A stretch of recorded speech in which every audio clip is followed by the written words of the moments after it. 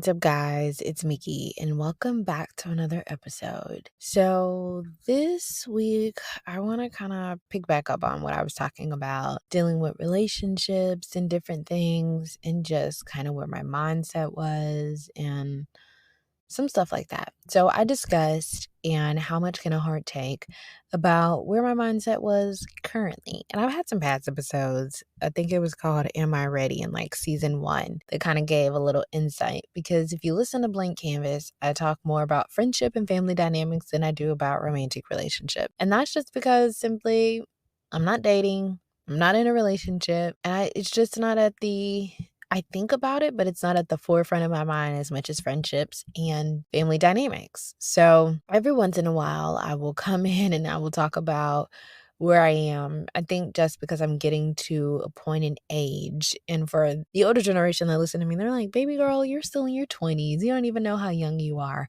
And yes, I do agree with that in a sense, but also at the same time, by societal standards, I have some friends that's like married and on their third or fourth kid. And then I have friends like me who, if we were to get pregnant right now, even in our 20s, and even though we're technically counted as grown, a 20-something-year-old teen pregnancy at this point, it's a joke. If you guys have never seen the IG reels, it's a joke. Haha, laugh. Oh, what is it? Haha, funny. I love it. I love it. So as I talked about in the episode, how much can a heart take? God has been reawakening the desires for me to want like a godly marriage and to even want to be in a romantic relationship at all. I talked about my fears of picking the right partner, of making sure that I just have the right person, period, making sure I'm ready and everything. Like there's so much risk that comes with being in a relationship.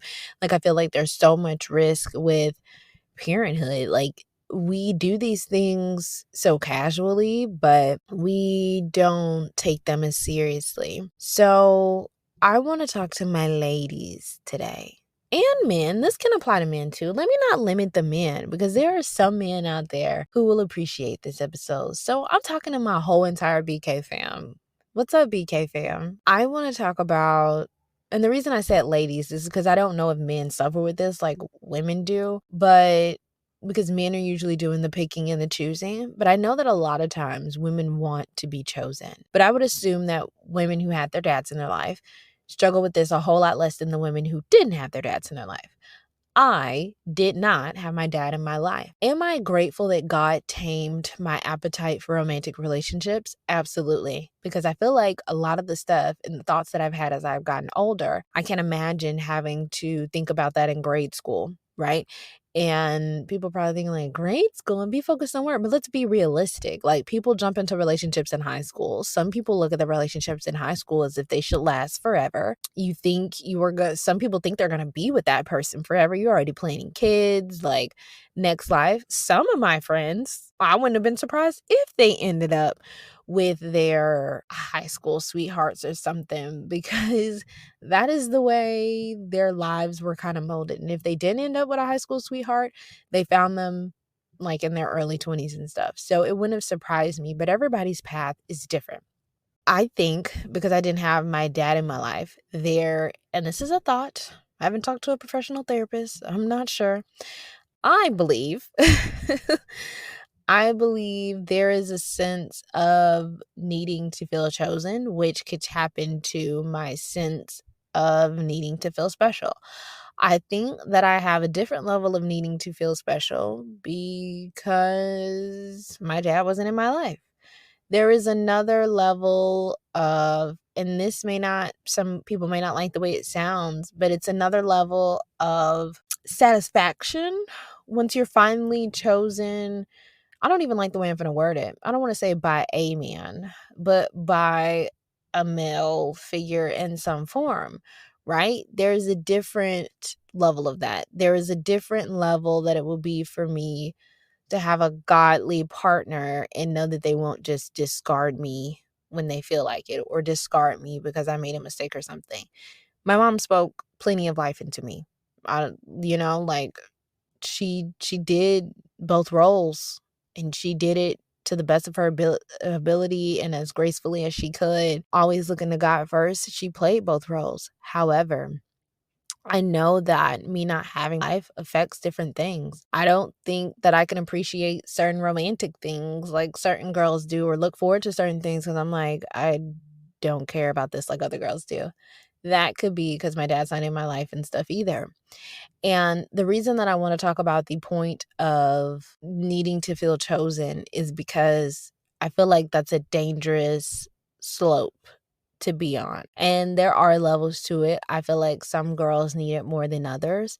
But I also don't want to demonize it and think that it's bad because, like, when you choose your spouse, right? You guys are choosing each other. I think that's a good feeling for men and women. You choose me, I choose you. We choose to do life together. I think that's a great feeling. However, I just want to caution my BK fam in general, especially the women, that I don't want you guys to feel the need to feel chosen where you think it's going to complete you, or where you think it's going to magically make up for your dad not being there, or you think it's going to give you this like miraculous feeling, because you don't just want to be chosen by any and everybody. You want to be chosen by the right person. And even if you are chosen by the right person, I want to make sure you guys know that it's nothing like being chosen by God. Another human being will never fulfill you in the way that God can, right?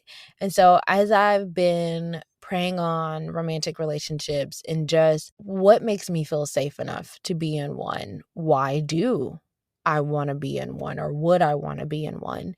What would I need from a partner? What would I need to improve in? As I've been asking myself all these questions, right? God's been revealing different things to me and bringing me to different things. And I heard one preacher's wife basically be like, and besides just being scary, it just takes a lot of work.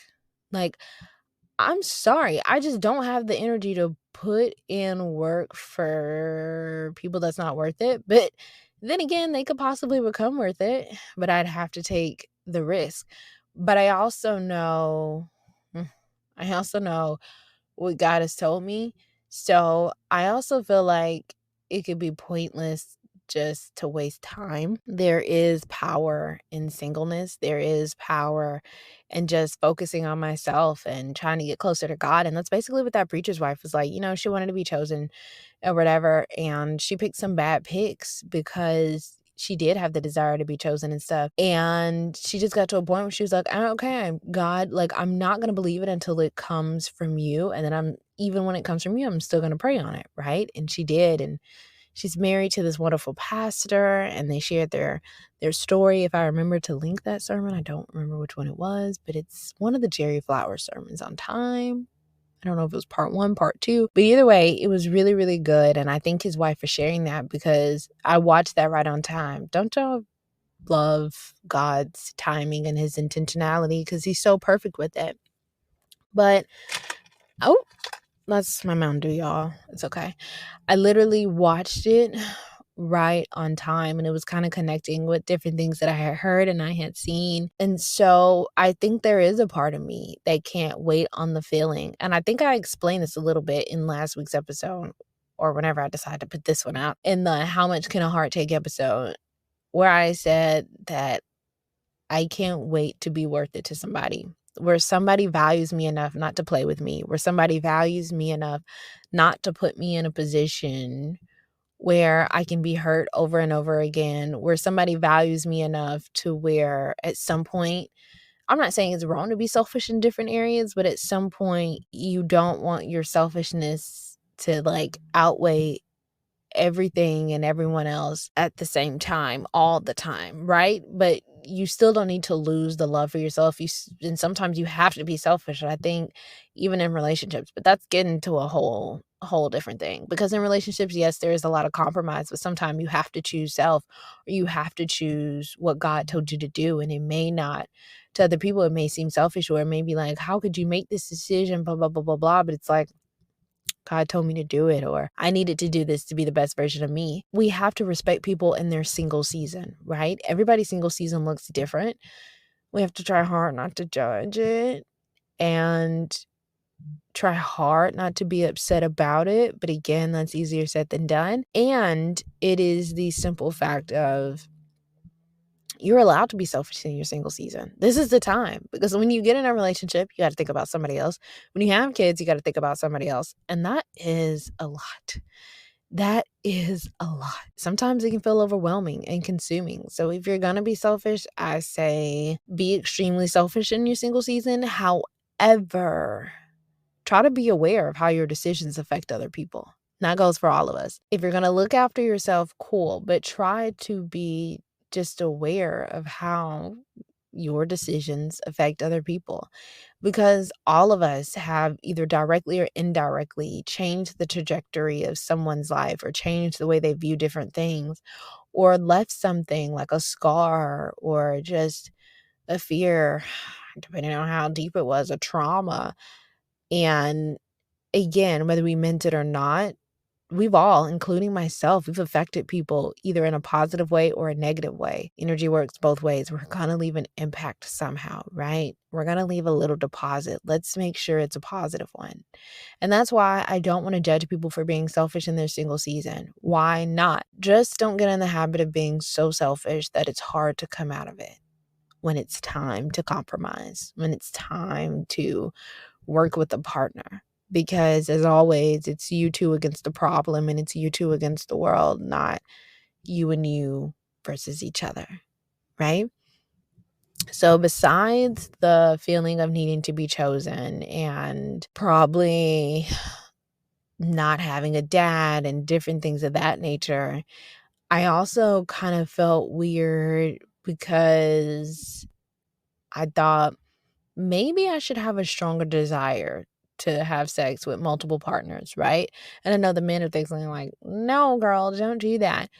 However, I don't judge anybody who does that. Like, I was always the girl, like, I don't care. It's your body. Do your thing. The men are out here doing it. Have a good time. But it's like, I had that mindset, but God quickly, and I still feel that way for other people, but God showed me real quick, real fast that he wasn't going to really approve that for me. And so I thought, am I weird for not want to sleep around? Am I missing out? People always make it seem like you're missing out. Like, do you really want to get in a relationship and not have had like 50 bodies? 50 bodies is an exaggeration, guys. But I mean, men have a lot of bodies by the time you get to them. And I started thinking like, I don't want my man ran through. I don't want my man ran through. Okay. I don't want to be ran through for my man. Like, also just don't want to have to deal with the thought of I got to divorce this person spiritually. I got to divorce this person spiritually. All because I have all these soul ties and like this spiritual marriage to everybody who I've had sex with because I was having premarital sex. Like, it's so many things, and that may have to be another episode within itself, right? That may have to be a whole nother episode within itself. And I think I might do that to be able to dive a little deeper in what I wanted to. But God basically took that desire away from me. And he was like, this ain't going to be it for you. And sometimes I wanted to rebel against it because I'm like, everybody is out here doing it. Like, don't make me the weirdo, right? And it wasn't like I was judging other people for doing it. Like, I was like, I get it. Do your thing. But then it sucked not to have it. Like, I felt like something was wrong with me. Can any of my BK fam, whether male or female, can y'all relate to feeling like not want to sleep around with everybody? Something is wrong, right? To actually value like a partner. To think like learning someone's body and getting to know them and not getting tired of them, not always looking for new. Like, I've heard men describe sometimes that, excuse my language, but new vagina is just something about new vagina. And as bad as it is, it kind of makes sense to why men do what they do and operate, besides a whole nother multitude of factors. Like, is it bad to be okay with not always wanting new, not always searching for something else? And that kind of scares me within itself, because then I think like, dang, if you have that mindset in your single season, there's a lot of stuff that men think they can just shut off just because they get in a relationship. But those desires you have to work at and you have to become disciplined in, because the desires may not ever go away, but you have to become disciplined, right? And I think a lot of men underestimate this like shut off switch. Like, a lot of them feel like, well, when I find the girl that I feel that's worth it to make these changes, then it'll just be so easy to do. And I just be like, ooh, bless your heart. Bless your heart. No judgment. No judgment whatsoever, because I know that God takes everybody on their own journey. God is taking me and is taking me on my own journey.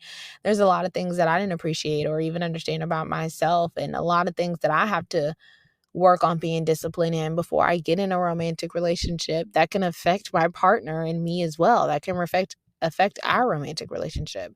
So I'm never in a place to judge, no matter what it is or who it is, because there's a log in my eye and I need to worry about that before worrying about somebody else's. But it's just a lot of men's mindset is so, well, I want new. Like, sure, that's fine, but it's almost like we as women are objects or toys. Like, I played with you long enough, give me a new toy now.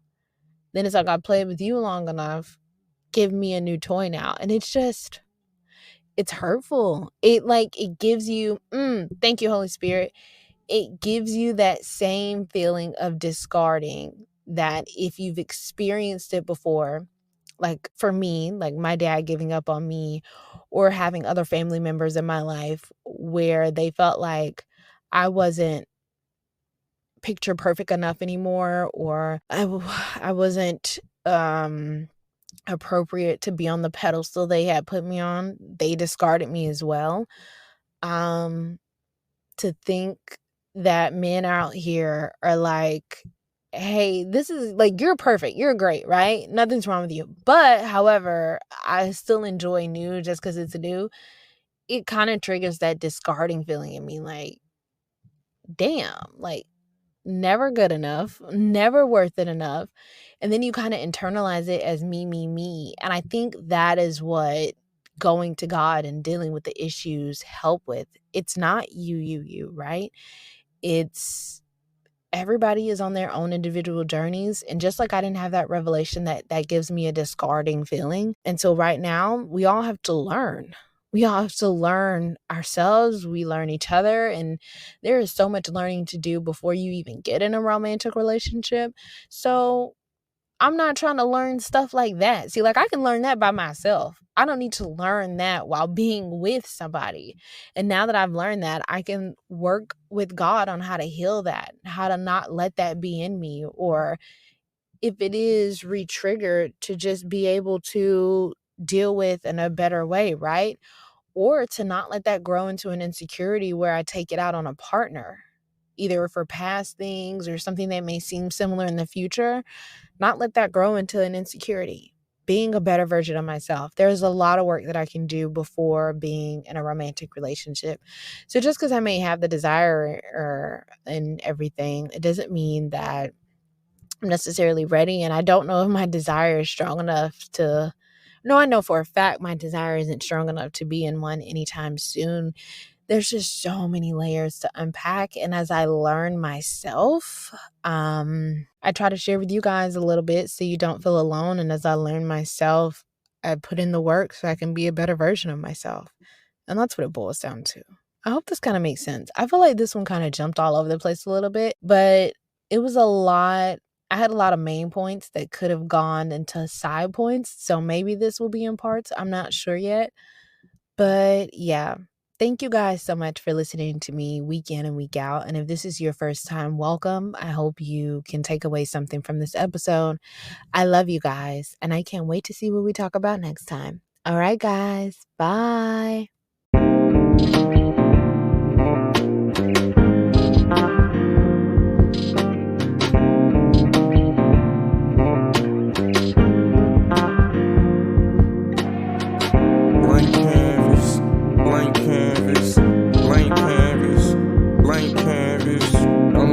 Topic, yeah, but we gon' talk about something on the mental, on the mind, weighing heavy. Society with the levies, kinda deadly.